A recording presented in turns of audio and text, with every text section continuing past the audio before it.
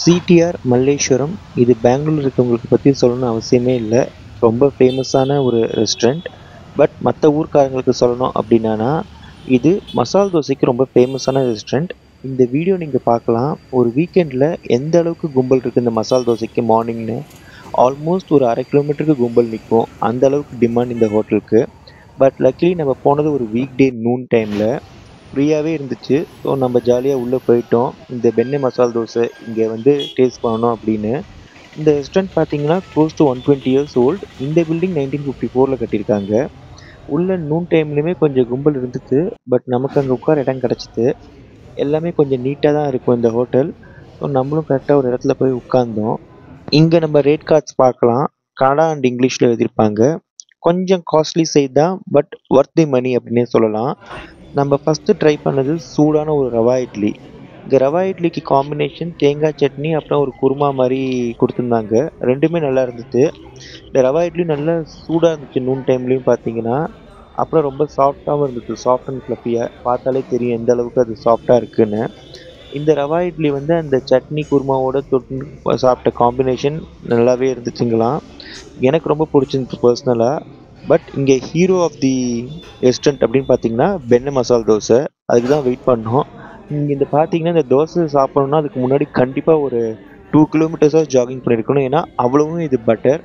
நல்ல ஒரு butter rich dosa அப்படின்னு சொல்லலாம். இதில் என்ன ரொம்ப ஆச்சரியமான விஷயம்னா அவுட் சைடில் என்ன அளவுக்கு கிறிஸ்பாக இருக்கோ உள்ளே பார்த்தீங்கன்னா அவ்வளோ சாஃப்ட் அண்ட் ஃப்ளஃபியாக இருக்கும். உள்ளே பார்த்தீங்கன்னா எப்படி சொல்ல வருது, நம்ம ஆப்பம் மாதிரியே இருக்கும். வெளியில் வந்து அவ்வளோ கிறிஸ்பாக இருக்கும். எப்படி இந்த பண்ணுறாங்கன்னு தெரியல. ஆனால் இதுக்குமே பார்த்தீங்கன்னா சட்னி தான் கொடுப்பாங்க. இங்கே சாம்பார் கிடையாது. கையை பார்த்தாலே தெரியுது உங்களுக்கு எந்த அளவுக்கு அந்த பட்டர் நமக்கு கையில் படும் அப்படின்னு. அது மாதிரி இங்கே மசாலாவும் பார்த்தீங்கன்னா ஒரு கரெக்டான குவான்டிட்டியில் கொடுப்பாங்க.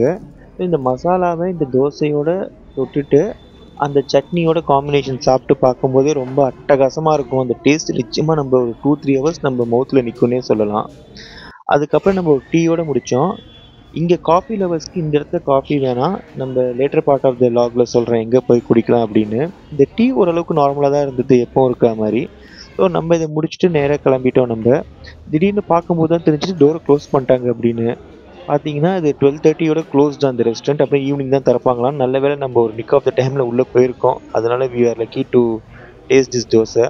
ஸோ வெளில வந்து பார்த்தா தான் அந்த டைம் போட்டிருக்காங்க. ஷார்ப்பாக 12:30 க்ளோஸ் பண்ணிடுறாங்க. கொஞ்சம் லேட்டாக வந்தவங்க யாரையும் உள்ளே விடல. வெளில இவர் தான் ஸ்ட்ரிக்ட் ஆஃபீஸர். கரெக்டாக 12:30க்கு அப்புறம் யார் வந்தாலும் 4 o'clock மேலே வாங்க அப்படின்னு சொல்லி கதவை சாத்திடுறாரு. இவர் just lucky to entry before 12னே சொல்லலாம். நான் சொல்ல வந்தது அதுதான். ரொம்ப காஃபி லவர்ஸ் அப்படின்னு பார்த்தீங்கன்னா ஜஸ்ட் இந்த சிடிஆருக்கு ஆப்போசிட்டில் பை 2 காஃபி அப்படின்னு ஒன்று இடம் இருக்குது. இது வந்து 5 on 5 ரேட்டிங் இருக்குது நெட்டில் பார்த்தா. அதே மாதிரி காஃபி லவர்ஸ் எல்லாருமே இந்த இடத்த பற்றி ரொம்ப நல்லா சொல்கிறாங்க. ஸோ உங்களுக்கு காஃபி ரொம்ப பிடிக்கும் அப்படின்னா இந்த இடத்த நீங்கள் கண்டிப்பாக ட்ரை பண்ணலாம்.